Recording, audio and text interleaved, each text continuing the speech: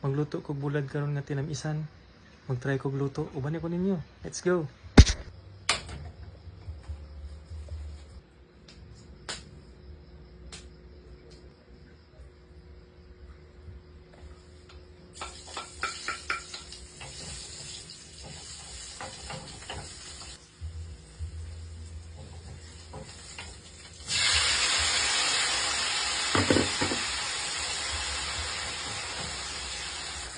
Ato lang siya luwag yung dito na pwede siya nasilit dahil yung ang indication na luto na siya is lata na ka siya ang bulad.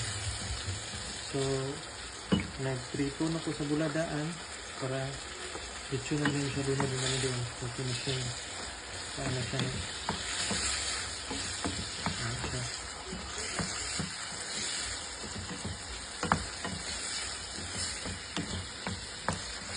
Okay, sumo mo sa kanya itong krustan is ito nga sa sweet and sour. Mix na tayo siya.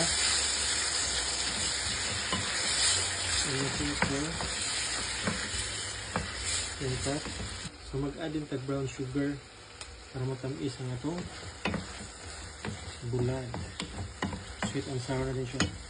So ruhahin mo siya. Duha lang ka tablespoon. Kansyahon, adi ko siya pwede nga imong malabihan ng sugar kay lain kay luod na kayo siya. Then, taong salt para mawala sa sumo. A pinch of salt.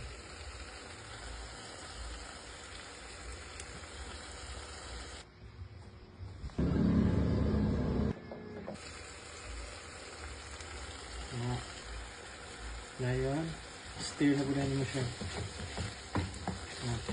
Ngayon, imo na layo na siya. Ibutang itong imong bisita. Hindi rin para maluto imong bisita. Ang bulad.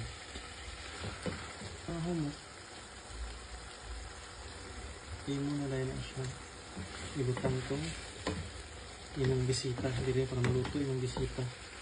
Ilunod din na ito ang bulad.